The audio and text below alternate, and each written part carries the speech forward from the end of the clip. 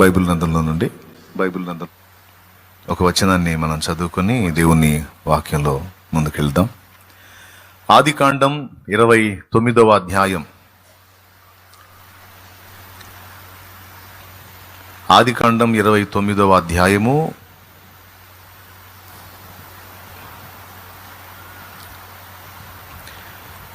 31వ వచనం చదువుతున్నాను, చిత్తగించండి. లేయా ద్వేషింపబడుట యెహోవా చూచి ఆమె గర్భము తెరచెను, రాహేలు గొడ్రాలై ఉండెను. లేయా గర్భవతి అయి కుమారుని కని, యెహోవా నా శ్రమను చూచి ఉన్నాడు గనుక నా పెనిమిటి నన్ను ప్రేమించును గదా అనుకొని అతనికి రూబేను అను పేరు పెట్టెను. బైబిల్ గ్రంథంలో ఇప్పుడు మనం చదువుకున్నటువంటి ఈ సందర్భం అంతా కూడా యాకోబు జీవితంలో, యాకోబు భార్యల జీవితంలో జరిగింది. పాత నిబంధనలో బహుభార్యాత్వం ఉంది. క్రొత్త నిబంధనలో ఒక్క పురుషునికి ఒక్కతే భార్య, ఒక్క స్త్రీకి ఒక్కడే భర్త. పాత నిబంధనలో బహుభార్యాత్వం ఉంది, అంటే ఒక పురుషునికి ఒకరికంటే ఎక్కువ మంది భార్యలు ఉండటానికి దేవుడు అనుమతించాడు, అవకాశం ఇచ్చాడు. అందులో భాగంగానే మరి అబ్రహాము శారా, హాగరు, అలాగే కేతురా అనే స్త్రీలను వివాహం చేసుకున్నాడు. ఆయన హాగర్నైతే శారా ఉన్నప్పుడే, కేతురానేమో శారా చనిపోయిన తర్వాత చేసుకున్నాడు. టోటల్గా అబ్రహాంకి 3 భార్యలు. మళ్ళీ ఇస్సాకుకు ఒక్కతే భార్య రెబ్కా. ఆయనకి ఇంకా ఎక్కువ మంది లేరు, ఒక్కతే భార్య. కానీ ఇస్సాకు కొడుకైన యాకోబుకి 4. ఆ 4 నుంచి పుట్టినటువంటి సంతానమే ఇశ్రాయేలు నుంచి వచ్చిన 12 గోత్రాలు. 4 స్త్రీలలో మొదటి ఆమె లేయా, రెండవ ఆమె రాహేలు, బిల్హా, జిల్పా. 4. ఈ 4లో ముందు చేసుకున్నది లేయాని. వాస్తవంగా అన్న చేతుల్లో నుంచి తప్పించుకోవటానికి యాకోబు మరి తన మామ అయినటువంటి లాబాన్ దగ్గరికి చేరాడు. లాబాన్ ఎవరంటే రెబెకా అన్న, అంటే యాకోబుకి మేనమామ. ఏశావు యాకోబు అన్న. ఈ ఏశావు అనేవాడు యాకోబును ద్వేషించడం అనేది తెలుసుకొని, అంటే యాకోబు కొన్ని పనులు చేస్తాడులే అక్కడ, దాన్ని బట్టి ఏశావు ద్వేషిస్తాడు, చంపుతాడేమని భయంతో వాళ్ళ తల్లిదండ్రుల సలహాను బట్టి అక్కడి నుంచి బయలుదేరి మామయ్య దగ్గరికి చేరతాడు. మామ దగ్గరికి చేరిన తర్వాత ఆ మామయ్య కుమార్తెల్లో ఒకటి రాహేలు, చిన్నది, చక్కనిది. ఆమెను చూడగానే ఆయన ఇష్టపడ్డాడు. మరి ఆమెను చేసుకోవటానికి మామయ్యను అడుగుతాడు, నీ చిన్న కుమార్తె అయిన రాహేల్ని నాకు వివాహానికి ఇవ్వు అని. దాందేముంది, ఇస్తాను అల్లుడు, ఒక 7 ఏళ్ళు కొలువు చేయి, ఇస్తానంటాడు. అప్పుడు 7 సంవత్సరాలు ఆ రాహేలు కోసం మామయ్య దగ్గర ఊడిగం చేస్తాడు, అంటే కష్టం చేస్తాడు, కొలువు పని చేస్తాడు. 7 సంవత్సరాలు అయిన తర్వాత మరి అబ్బాయి కూతుర్ని ఇస్తానన్నమాట తప్పేది లేదు అని కుమార్తెని ఇస్తాడు. సహజంగా పెళ్ళి అనేది పగలు జరిగిద్ది. అప్పట్లో పెళ్ళి ఏంటంటే మాట్లాడుకోవటం, కుమార్తెను అప్పగించటమే. మరి ఈ సిస్టమ్ ఏంటి అని యాకోబు అడిగితే, మా దగ్గర ఇంతే ఉంటుంది, మా ఆచారాలు మీకు తెలియదు కదా, మా దగ్గర రూల్ ఇంతే, మేము పెళ్లి చేయటం అంటే ఏం లేదు, రాత్రి వేళలో అమ్మాయిని నీకు అప్పగిస్తాను, ఇక నువ్వు ఆమె నీ భార్యగా చేసేసుకో అని చెప్పాడు అన్నమాట. ఇది ఎక్కడ దిక్కుమాలిన ఆచారం మామయ్య అంటే, మా దగ్గర అంతే అంట. ఇప్పుడు మనం అప్పుడప్పుడు అక్కడ కొన్ని పెళ్ళిళ్ళకి వెళ్తాం. పెళ్ళిళ్ళకి వెళ్ళినప్పుడు గొడవలు జరుగుతూ ఉంటాయి. పెళ్ళిళ్ళలో ఒకళ్ళ ప్రతాపాలు ఒకళ్ళు చూపించుకోవడానికి ట్రై చేస్తూ ఉంటారు. ఏ అంటే ఏ అంటూ ఉంటారు. ఏంటంటే మా దగ్గర సిస్టమ్ ఇది, చేయకపోతే ఎట్లా, మీరు తేవాల్సిందే, మీరు ఇవ్వాల్సిందే, మీరు చేయాల్సిందని డి అంటే డి అంటుంటారు. ఏంటంటే మా దగ్గర రూలు, రివాజు, మా పద్ధతి, మా ఆచారం అని గొడవలు జరుగుతూ ఉంటాయి. ఒక్కొక్కళ్ళు ఒక్కొక్క టైప్ ఉంటుంది అన్నమాట. కొంతమంది పెళ్ళిళ్ళలో మేనమామ పెళ్లి కుమార్తెను గంపలో ఎత్తుకొని రావాలి. మేనగోడలు లావుగా ఉండి మేనమామ బక్కోవడానికి ఒకటే. ఎత్తుకొని అదొక ఆచారం. కొంతమంది పెళ్ళిళ్ళలో పెళ్లి కొడుకు గుర్రం ఎక్కాలి, అదొక ఆచారం. గుర్రం ఎక్కి రావాలి, అక్కడికి పెళ్లి కుమార్తె దగ్గరికి రావాలి. పాపం మొన్న నిద్రించాడు మన జాన్ పాస్టర్ గారు. ఆయన చెప్పాడు ఒకసారి వాళ్ళ బంధువులకి ఎవరికో జరిగిందట, అదొక ఆచారం. పెళ్ళి అబ్బాయి పెళ్ళిడికి వచ్చాడని పెళ్లి సంబంధాలు చూస్తూ ఉంటే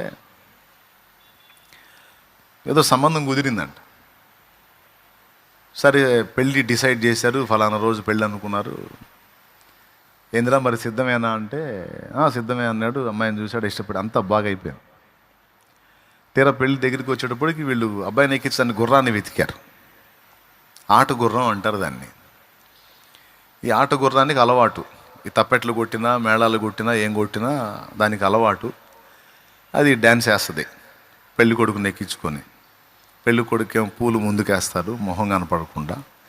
ఏదన్నా గాలి ఆడాలంటే కాస్త అట్ట పూలు పక్కకు అనుకొని కాస్త గాలి పీల్చుకొని మళ్ళీ వేసుకుంటాడు అన్నమాట. ఇక ఏం జరిగిందంటే అప్పుడు మంచి సీజన్ అయిపోయి మనోడికి గుర్రాలు దొరకలేదంట. ఎక్కడ దొరక్కపోయేసరికి అబ్బాయి గుర్రం దొరకలేదురా, కారో జీపో పెడతాం అందులో వెళ్ళి చేసుకోవాలంటే, భలే పనేనే అందరికి గుర్రాలు ఏంది నాకు కారు ఏంది, గుర్రం లేకపోతే నాకు పెళ్ళి అవుద్ది అన్నాడు. అదేందిరా పెళ్ళి ముఖ్యం కానీ గుర్రంతో ఏముందిరా అంటే, లేదు గుర్రం లేకపోతే పెళ్ళి సమస్య లేదు, నేను చేసుకోను అన్నాడు. ఇక ఏం చేయాలి, దేవులాడి ఎక్కడ సత్తెనపల్లిలో ఒక బండి గుర్రం దొరికిందంట. బండి గట్టే గుర్రం. సరే పోయి చెప్పారా బండి గుర్రం దొరికింది, మరి పర్వాలేదంటే ఏదైతేనే గుర్రం కావాలి నాకు అన్నాడు. సరే ఆ బండి గుర్రాన్ని అతను కూడా ఒట్టిగా ఇవ్వాల, కాస్త ఎక్కువ డబ్బులు మాట్లాడుకొని తీసుకున్నారంట. ఆ బండి గుర్రం వాస్తవంగా దానికి ఎన్ని అలవాట్లు ఉండవు. అతను ముందే చెప్పాడు, అబ్బాయి నాది బండి గట్టే గుర్రం, ఆట గుర్రం కాదు, దీనికి 2 చేయకూడదన్నా అంట. 2 ఏం చేయకూడదంటే, మామూలుగా మీరు ఆట గుర్రానికి తమలపాకులు అవన్నీ కడతారు కదా తోరణంలాగా, అది కట్టకూడదు, ఎందుకంటే దానికి అలవాటు లేదు, బెదిరిద్ది ఒకటి. రెండవది దాని ముందు తప్పెట్లు మేళాలు వాయించకూడదు, బెదిరిద్ది. గుర్రం బెదిరిందంటే ఇక నాకు సంబంధం లేదన్న. సరే తోరణాలు కట్టించొద్దులే, తప్పెట్లు వాయించొద్దులే అని వాళ్ళు ఫిక్స్ అయిపోయి గుర్రాన్ని తెచ్చారు, మనోడిని ఎక్కించారు, మనోడికి మొహం నిండా పూలు వేసారు ఏం కనపడకుండా. ఆచారం ఏం చెప్తా. సరే తీసుకెళ్ళారు, అత్తగారింటి కాడికి తీసుకెళ్ళారు గుర్రం. ఆడికి వెళ్ళిన తర్వాత ఇప్పుడు వాళ్ళు ముందే చెప్పారు, బాయ్ తప్పెట్లో వాళ్ళు కొట్టకూడదా, ఇది ఆట గుర్రం కాదు బండి గుర్రం, దొరక్కి దీన్ని తెచ్చుకున్నాం కాబట్టి మీరు కొంచెం సహకరించండి అంటే, సరే దాన్నే ఉందిలే అని చెప్పి మేళాల వాళ్ళకి చెప్పారు ముందే, అబ్బాయి గుర్రం వచ్చినప్పుడు కొట్టొద్దు, ఆట గుర్రం కాదు బండి గుర్రం, అది బెదిరిద్ది అన్నాడు. తీరా ఆడికి పోయిన తర్వాత రెండోది కూడా చెప్పారంట, ముఖానికి తోరణం కూడా కట్టకూడదు, దానికి తమలపాకులే కడతారంట, దానికి అవి కట్టకూడదు అన్నారు. వాళ్ళు కోప్పడ్డారు, ఏంటిది మేళాలంటే ఆపేసాము, అసలు ఏం చేయొద్దు అంటున్నారు, మా ఆచారం ఇది, మేమెట్ట ఊరుకుంటాం, భలే పనైనా కట్టాల్సిందే అన్నారు. వాడు ముందే చెప్పాడు కదా, గుర్రవాడు ముందే చెప్పాడు. అతను చెబుతాడు వద్దు కడితే తేడా పడిద్దని, అబ్బాయి కట్టకపోతే అసలు కుదరదు అన్నారు. వాళ్ళు కట్టారు.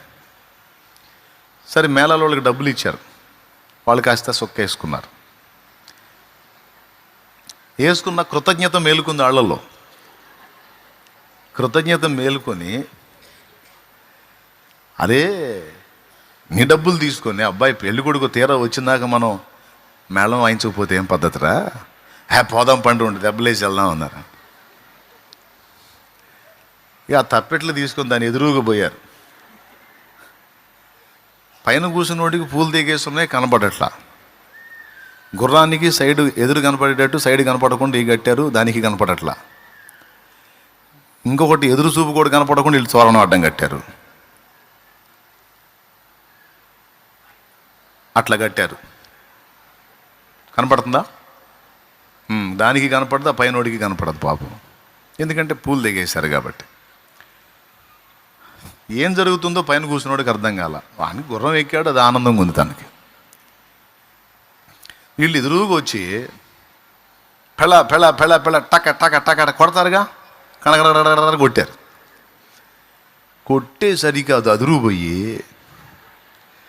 ఇక పరిగెత్తడం మొదలుపెట్టింది. ఎటు పోతుందో దానికి తెలియట్లా, అది ఎటు పోతుందో పైన కూర్చున్నోడికి తెలియట్లా, అంతు లేకుండా పోతుంది. గుర్రం ఓడికి చిక్కల.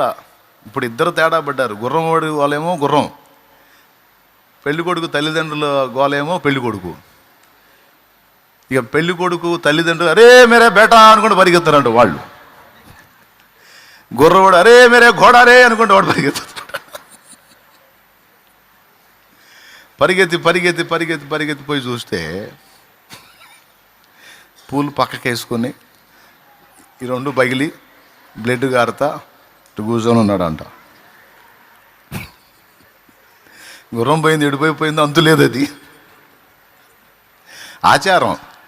ఏంటిది అట్లా ఉంటుంది. మళ్ళీ నేనేదో కల్పించుకున్నాను. ఆయన చెప్పాడు ఆయన స్టోరీ, అది వాళ్ళ బంధువుల్లో జరిగిన స్టోరీ. చూసి వాని కండిషన్ చూసి, ఎరా కారు పెడతామంటే ఊరుకోపోతే వేరే, అందరూ గుర్రం ఎక్కితే నేను గుర్రం ఎక్కాలంటివి. సరే గుర్రం ఎక్కించామనుకో, వాళ్ళన్నా ఆగాలి కదా. ఆ మేళవాళ్ళు ఏమో వాయించే, ఇదేమో పత్తా లేకుండా పోయే, నీ మొహం అంతా బగిలే, ఇప్పుడు ఎట్టరా అని చెప్పి కూర్చుంటే వాడు ఏం మాట్లాడలేదు. కూర్చొని ఆ రక్తం అంతా కారుతుంటే పూలు పక్కకేసుకొని కూర్చున్నాడు.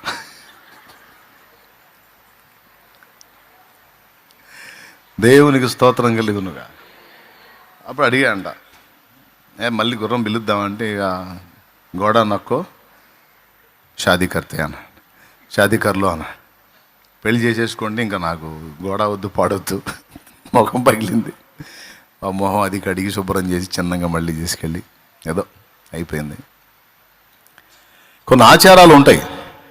అట్లా యాకోబు కూడా చెప్పారు, నా దగ్గర ఆచారం ఇంతేనైనా, డే అంతా అమ్మాయిని రెడీ చేస్తాం, నైట్ టైం పంపిస్తాం. సరే ఎట్లనో చేయండి, నాకేముంది, నాకు రాహేలు కావాలి అనుకున్నాడు. తీరా ఆ రాత్రి ప్రొద్దుగుంకిన తర్వాత లేయాన్ని పంపించాడు ఆయన దగ్గరికి. వాళ్ళిద్దరూ భార్యాభర్తలు అయ్యారు. తెల్లవారింది, లేచి చూస్తే తన ప్రక్కనుంది రాహేలు కాదు, లేయా, పెద్దది ఉంది. కోపం వచ్చింది యాకోబుకి. మామయ్య ఇదేం పద్ధతి, నేను చిన్నది రాహేల్ని కదా ఇష్టపడింది, రాహేల్ కోసం కదా నేను 7 ఏళ్ళు కొలువు చేసిందంటే, అల్లుడు నీకు సిగ్గు లేకపోతే నాకు సిగ్గు ఉండాలి, నీకు బుద్ధి లేకపోతే నాకు బుద్ధి ఉండాలి, పెద్దదాన్ని అక్కడ పెట్టి చిన్నదానికి ఎట్ట చేస్తాం అల్లుడు, అసలు మీ దగ్గర అట్లా నడిసిద్దేమో కానీ మా దగ్గర అది మర్యాద కాదు, మా దగ్గర ఇంకొక ఆచారం కూడా ఉంది, నీకు అంతగా రాహేలే కావాలనుకుంటే ఇప్పుడు 7 ఏళ్ళు కొలువు చేసావు, లేయాని ఇచ్చాను, ఇంకొక 7 ఏళ్ళు చేయి, రాహేల్ని కూడా ఇస్తాను, మా దగ్గర ఆ పట్టింపేం లేదు అన్నాడు.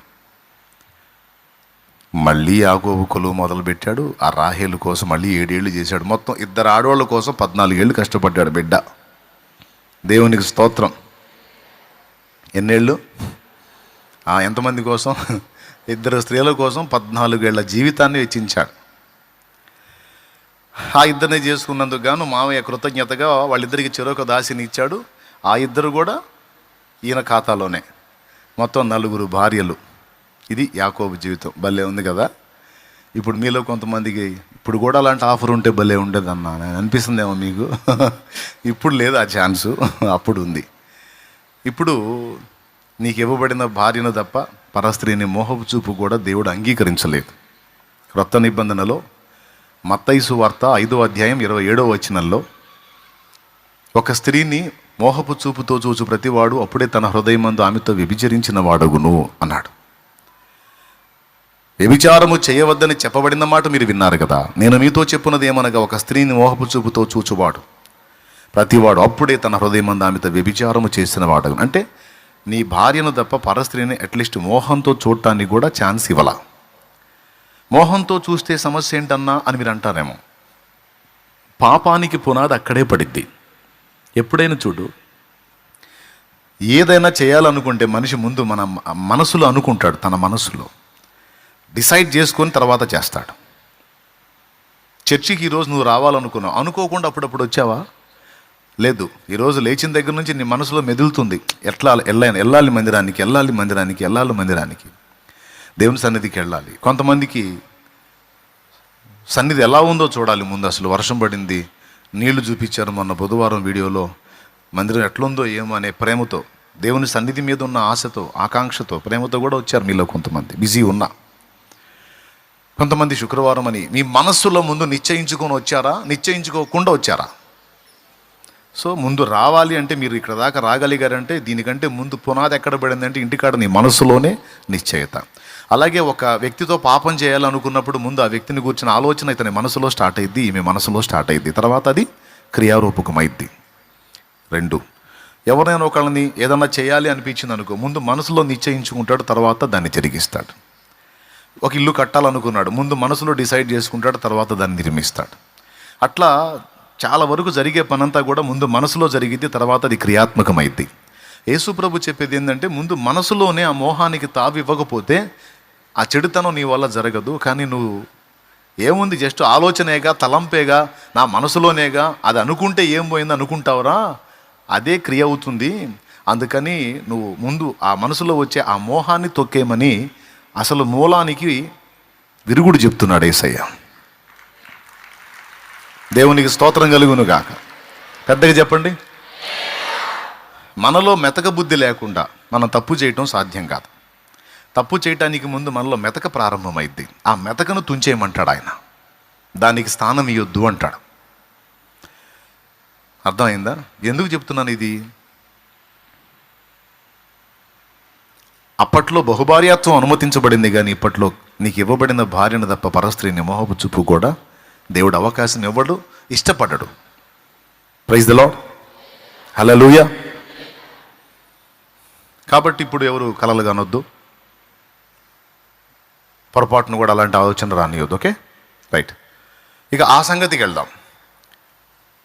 లేయాను చేసుకున్నాడు, కానీ లేయాను చీత్కరించుకోవటం మొదలుపెట్టాడు. దానికి 2 కారణాలు. నంబర్ 1, జబ్బు కళ్ళు కలిగినది లేయా. లేయా కళ్ళు కొంచెం జబ్బుతో ఉంటాయి. రెండవది, లేయాను అసలు ఇష్టపడలా యాకోబు. కర్మగాలి దొరికినట్టు అయింది, కర్మగాలి మెడకు చుట్టుకున్నట్టు అయింది ఆయన ఫీలింగ్. అది లేయాను అక్కడ పెట్టి మరొక 7 ఏళ్ళు రాహేలు కోసం కొలువు చేశాడు, రాహేలుని చేసుకున్నాడు, రాహేలుతో ఆనందిస్తున్నాడు. 14 ఏళ్ళు రాహేలు కోసం ఖర్చు పెట్టినట్టు, లేయా కోసం కాదు. 14 ఏళ్ళు రాహేలు కోసం. అంటే ఆయన మనసును అంత ఆకర్షించింది, ఆయన అంతగా ఆమెను ప్రేమించాడు. 14 సంవత్సరాలు ఊడిగం చేశాడు, సాధించుకున్నాడు. రాహేలు ఆయన జీవితంలోకి వచ్చిన తర్వాత రాహేలును ఒక రకంగా చూస్తున్నాడు, లేయాను ఒక రకంగా చూస్తున్నాడు. లేయా ద్వేషింపబడటం మొదలుపెట్టింది. చెల్లెని తక్కువ తినలా, చెల్లి కూడా అక్కను తృణీకరిస్తుంది. ఎందుకంటే ఆయన నన్ను ఇష్టపడ్డాడు, నా కోసం ఇన్నేళ్ళు చేశాడు, నిన్ను ప్రేమించి కాదు. నువ్వు మామూలుగా అయితే అమ్ముడు పోయే సరుకు కాదు కాబట్టి నాన్న నన్ను చూపించి నిన్ను తగిలిచ్చాడు అని ఈమె హృదయంలో కూడా ఒక ఫీలింగ్, తృణీకార భావం అక్క మీద. భర్తకి తన మీద ఇష్టం లేదు, తోడబుట్టిన దానికి కూడా తన మీద గౌరవం లేదు. పాపం దీనురాలు లేయా దీనురాలు ఏం చేసిద్ది? దేవుని వైపు చూసి కన్నీరు గారుస్తుంది. దేవా, ఇందులో నా తప్పేమన్నా ఉందా? ఇందులో నా నేరం ఏమన్నా ఉందా? నా దోషం ఏమన్నా ఉందా? మా నాన్నని నేను అడిగానా? మరి తండ్రి చెప్పిన మాట వినాలి. నువ్వు వెళ్ళమ్మా అన్నాడు, నాన్న మాట గౌరవించి నేను ఈయనకు భార్యనయ్యాను. అతడు ఆమెను ఇష్టపడుతున్నాడని నాకు తెలుసు, నేను కోరుకోలా, కానీ నాన్న చెప్పాడని నేను తలొంచాను. ఇక్కడ నన్ను బలి చేసింది మొదట నాన్న. రెండవది, సరే చేసుకున్నాడు, కనీసం తనైనా నన్ను గౌరవించాడా, ప్రేమించాడా, ఆదరించాడా, అర్థం చేసుకున్నాడా? తను నన్ను వినియోగించుకున్నాడు కానీ రెస్పెక్ట్ చేయలేదు. అటుపక్క తండ్రి, ఇటుపక్క భర్త, ఇద్దరి ఆలోచనల మధ్యలో ఏమీ ఎరగని నేను బలైపోయాను కదా అయ్యా, నాకెందుకు దేవా ఈ గుండె కోత, నాకెందుకు ఈ బాధ అని ఆ దీనురాలు ఏడ్చింది. వీళ్ళిద్దరి తృణీకారాలు, ఈ పరిస్థితి అంతా ఎవరు చూచారని రాస్తుందో తెలుసా? యెహోవా చూచి. అబ్రహాం దగ్గర నుంచి శారా వెళ్ళగొట్టిన దాసి హాగరు. అలాగా తరమబడినప్పుడు వెళ్తుంటే యెహోవా దూత ఆమెను ఎదుర్కొని, శారా దాసివైన హాగరు, నీకేమి వచ్చినది, నువ్వు ఎక్కడికి వెళ్తున్నావు, లేదు నువ్వు వెళ్ళు అని పంపించినప్పుడు హాగర్ ఒక పేరు పెట్టింది దేవునికి. హాగర్ ఒక పేరు పెట్టింది, ఏమని తెలుసా? ఎల్ రోయి, చూచుచున్న దేవుడు అని.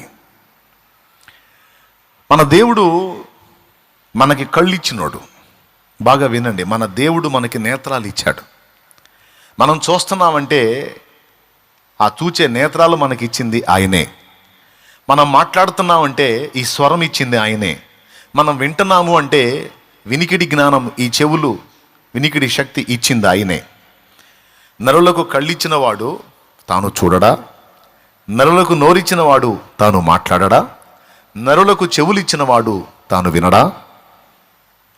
మనకి ఇవన్నీ ఇచ్చినోడు మరి నిశ్చయంగా ఇవన్నీ కలిగి ఉండి అన్నీ చూస్తున్నాడు, మాట్లాడుతున్నాడు, వింటున్నాడు, చేస్తున్నాడు కదా. కాబట్టి ఈరోజు చూచుచున్న దేవుడు అని మన దేవుణ్ణి మనం గుర్తించాలి. అన్నీ చూస్తున్నవాడు అని మన హృదయంలో మనం విశ్వసించాలి. మనం ఏదో విశ్వసించినందున జరగటంగా నిజంగానే ఆయన చూస్తున్నాడు. శారా అబ్రహాముకి ఇచ్చింది ఆమె, అబ్రహాముకి చెప్పి వెళ్ళగొట్టమంది ఆమె. ఇందులో హాగర్ తప్పేమన్నా ఉందా? హాగర్ తప్పేమన్నా ఉందా? దాసిగా వెళ్ళమన్నారు, శారా వెంటబడి వచ్చింది. అదే శారా చెప్పింది, నా దాసివైన హాగరు, అదిగో నా భర్త అయిన అబ్రహాం, వెళ్ళు, ఆయనకు నీవు కూడా ఒక భార్యగా మారి బిడ్డను కానీ నాకు ఇవ్వు అంటే యజమానురాలి ఆజ్ఞ అని పాపం తలోంచి వెళ్ళింది. మళ్ళీ నువ్వే ద్వేషిస్తావు, నువ్వే వెళ్ళమంటావు.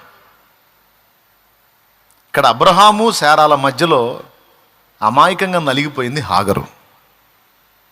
ఇంకొక మాట చెప్పాలంటే చివరికి బిడ్డను కానీ తర్వాత వెళ్ళగొట్టబడ్డప్పుడు కూడా బాధపడింది హాగరే.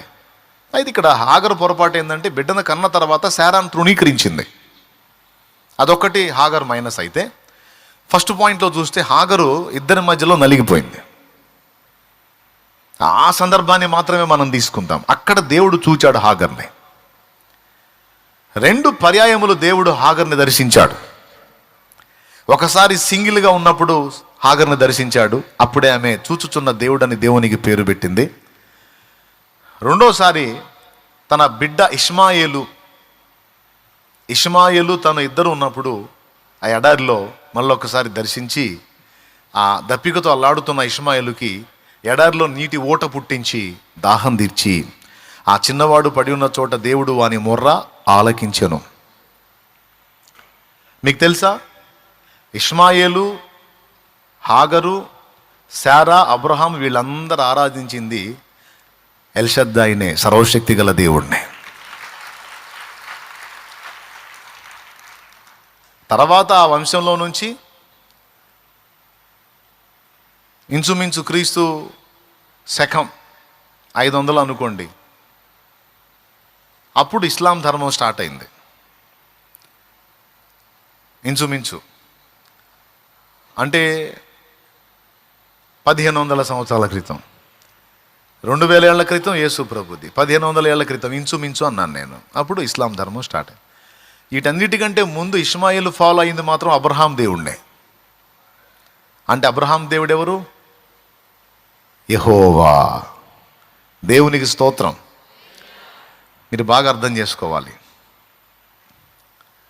దేవుడు ఆనాడు హాగరుతో మాట్లాడాడు, నీకు కొడుకు పుడతాడు అని ధైర్యపరిచాడు. తర్వాత ఎడారిలో వాళ్ళని విడిచినప్పుడు కూడా దేవుడు ధైర్యపరిచి తనని తన బిడ్డని ధైర్యపరిచి ఆ బిడ్డ నుంచి దేవుడు ఏమేమి కార్యాలు చేయబోతున్నాడు అది కూడా వాగ్దానం చేశాడు. మనుషులు వినియోగించుకొని వదిలేసిన ఆయన వదిలేయడు. మనుషులు తృణీకరించిన ఆయన తృణీకరించడు. ఎందుకంటే మన స్థితిగతులన్నీ కూడా ఆయన చూస్తున్న దేవుడు. ఇక్కడ లేయా చేసిన పని ఏంటంటే, తాను అనుభవిస్తున్న క్షోభంతటిని బట్టి వాళ్ళ మీద తిరుగుబాటు చేయలేదు, కానీ తన దీన స్థితిని దేవుడు చూచినట్లు ఆమె తగ్గించుకుంది. ఒకవేళ తిరుగుబాటు చేసి యాకోబుతో వాదించి, రాహేలుతో వాదించి, తండ్రితో వాదించి, గొడవలు పెట్టుకొని గందరగోళం చేస్తే ఒకవేళ దేవుడు దాన్ని లక్ష్య పెట్టకపోవునేమో. ఇవేం చేయలా. తనకు జరుగుతున్న అన్యాయంగా ముగ్గురి మధ్యలో తను బలై ఇబ్బంది పడుతున్న పరిస్థితి మౌనంగా దీనంగా దేవునికి విన్నవించుకొని దేవుడు చూచున్నట్లు చేసింది ఆమె. లేయా సామాన్యురాలు కాదు, మంచి జ్ఞానం కలిగింది. దేవునికి స్తోత్రం కలుగునుగాక. హల్లెలూయా. మీరు ఒకవేళ అనొచ్చు, నలుగురు భార్యలు అని కొంతమంది తేలిగ్గా అంటారు యాకోబుని. ఇశ్రాయేలు 12 గోత్రాలు కూడా నలుగురు నుంచి వచ్చాయి. ఇంకొక సంతోషకరమైన విషయం ఏంటంటే, యూదా ఎవరి గర్భాన పుట్టాడు ఒకసారి చూడండి మీరే. యూదా ఎవరికి పుట్టాడు ఒకసారి చూడండి.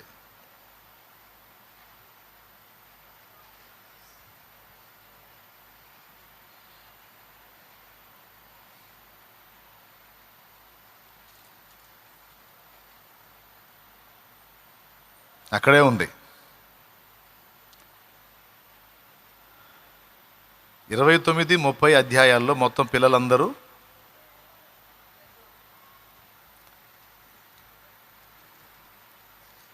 యాకోబు ఎవరికి పుట్టాడో ఒకసారి చూడండి. కనబడలేదా?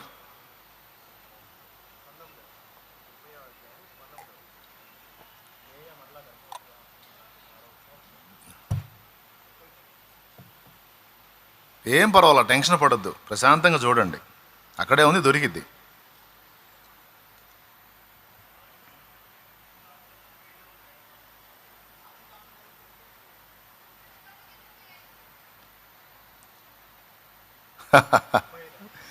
ఇంతసేపు వెతికారేంది? 29వ అధ్యాయం 35వ వచనం చదవండి. ఆమె మరలా గర్భవతి. లేయా. సరిగా చూడండి.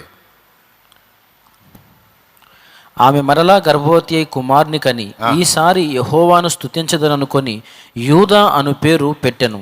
యూదా స్తుతి గోత్రపు సింహమా, యేసయ్యా నా ఆత్మీయ ప్రగతిని స్వాధీనమా. యూదా స్తుతి గోత్రపు సింహమా, యేసయ్యా నా ఆత్మీయ ప్రగతిని స్వాధీనమా.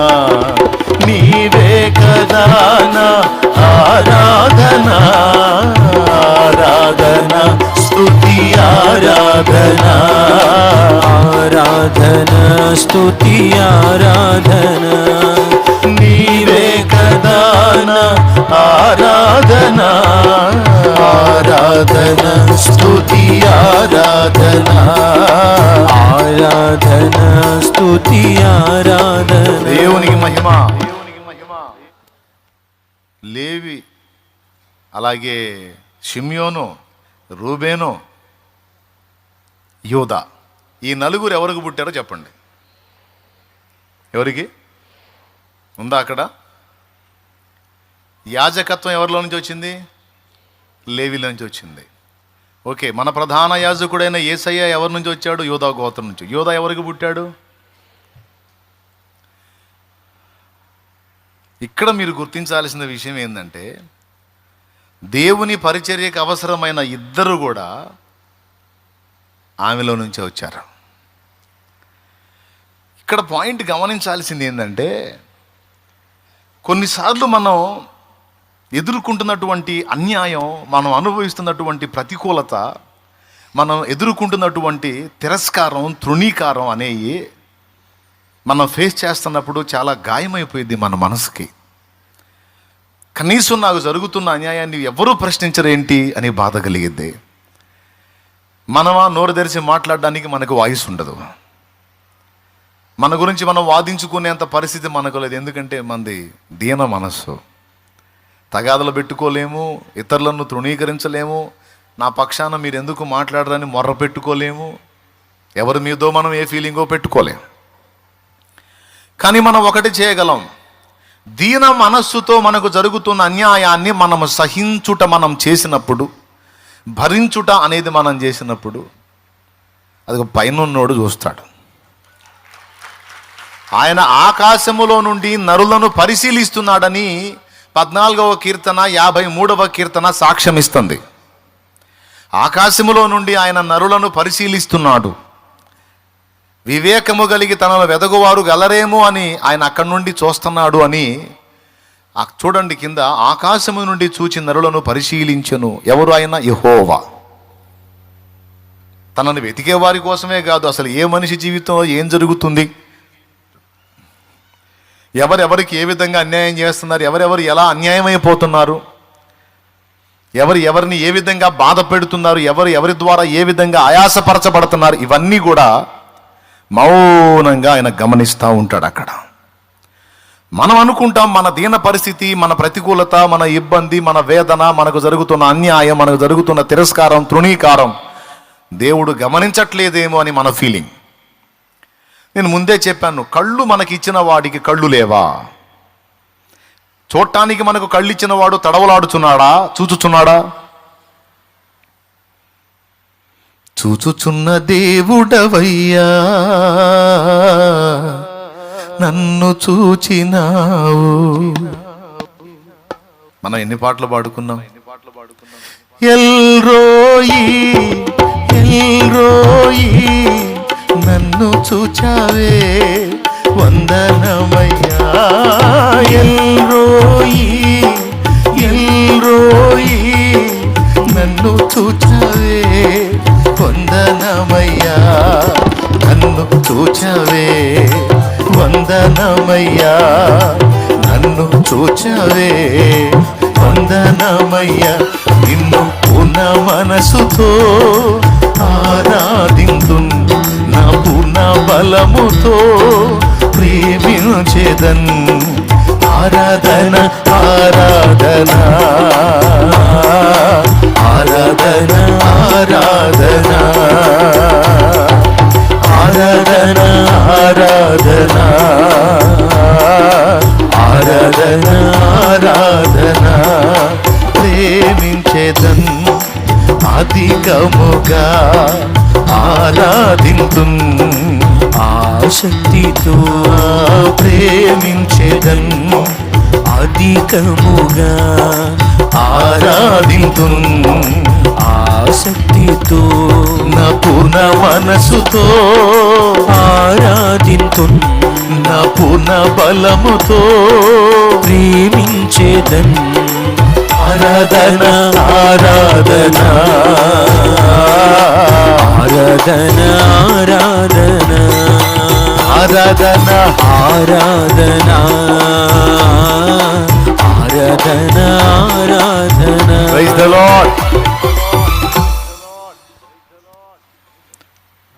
మన దేవుడు చూచుచున్న దేవుడు అని మన హృదయమందు మనం విశ్వసించిన వారమై కొన్ని మనం దేవునికి చూపించాలి, కొన్ని మన విషయంలో దేవుడు చూడాలి.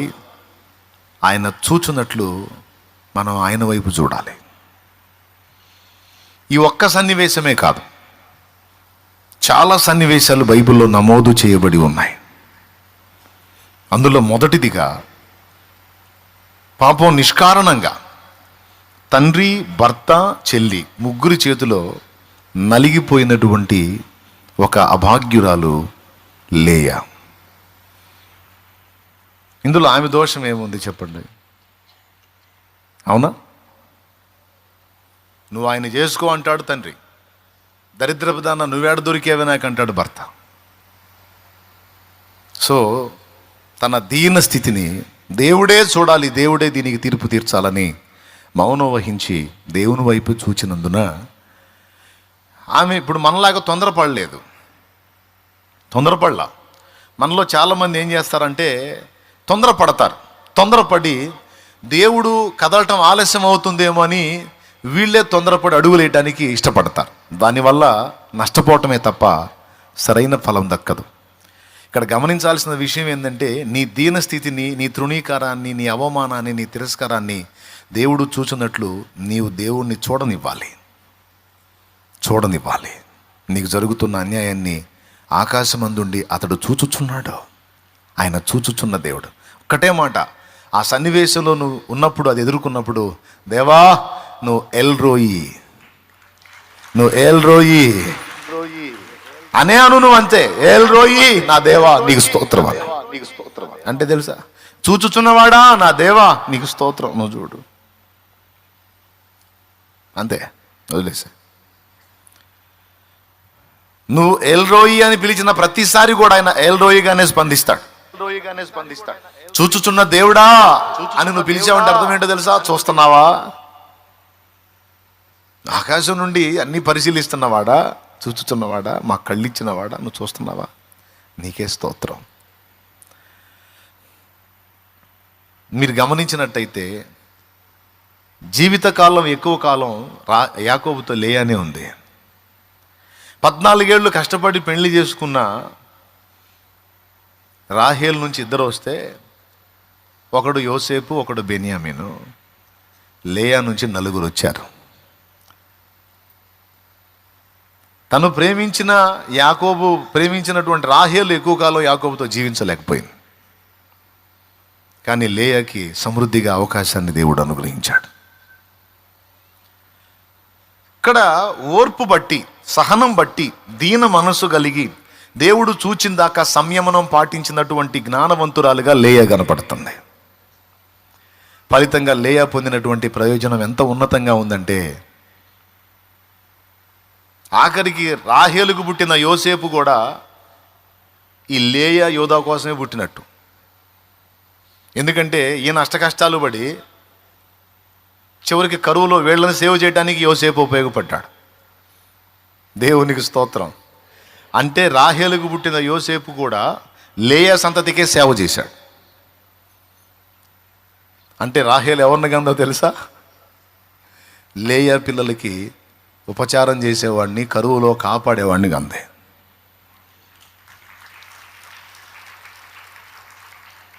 నానా బాధలు పడింది వాళ్ళే, యోసేపే. చివరికి వాళ్ళందరికీ హెల్ప్ఫుల్గా మారింది యోసేపు. ఇట్లా చూస్తే, ఈ కోణంలో చూస్తే లేయాని ఎంత ప్రేమించాడు దేవుడు. ఎందుకు లేయా మీద అంత కనికరం వచ్చింది దేవునికంటే,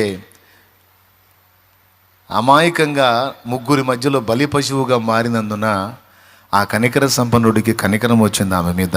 అదే ఆమె జన్మధన్యమైంది. అర్థమైందా? కనికర సంపన్నుడికి కనికరం వస్తే ఇక మన బతుకు ధన్యమే. అయితే ఆయన కనికరించినట్లు ఇక్కడ మనం ఓర్పు పట్టాల్సి ఉంది. ఇప్పుడు ఎవరెవరు ఏ కండిషన్లో ఉన్నారో ఇక్కడ నాకైతే తెలియదు.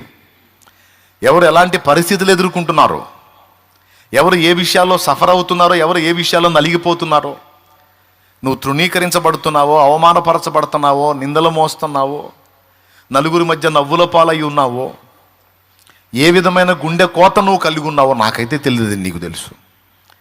పర్సనల్గా నువ్వు ఎంత ఏడ్చుకుంటున్నావో నీ దీనస్థితిని బట్టి, రహస్యమందు నువ్వు ఎన్ని కన్నీళ్లు గారుస్తున్నావో, ఎంత ఆక్రోశిస్తున్నావో, అలమటిస్తున్నావో ఆయనకి తెలుసు. ఇక్కడ గమనించాల్సింది ఏంటంటే, అన్యాయం అయిపోతున్న నిన్ను దేవుడు గమనిస్తున్నాడు. నీకు జరిగిన అన్యాయానికి కారకులు ఎవరో కూడా చూస్తున్నాడు. 2 చూస్తున్నాడు. 2 చూసిన దేవుడు నిన్ను అన్యాయం చేసిన వాళ్ళ బెండు తీసి తీరతాడు. అందులో డౌటే లేదు. దేవునికి మహిమ. ఇక్కడ మనం గమనించి నేర్చుకోవాల్సిన పాఠం ఏమిటంటే, దేవుడు చూచి కదులునంత వరకు ఓర్పు సహనాలతో సంయమనం పాటించి దీన మనసుతో ఆయన వైపు చూచుటయే. చూడనివ్వండి. దేవుడు ఆర్థిక దారిద్ర్యంలో ఉన్నావా, తృణీకరించబడుతున్నావా, చూడని. దాని అంతటిని దేవుణ్ణి చూడని. అపహాస్యం చేయబడుతున్నావా, అది కూడా చూడని దేవుణ్ణి.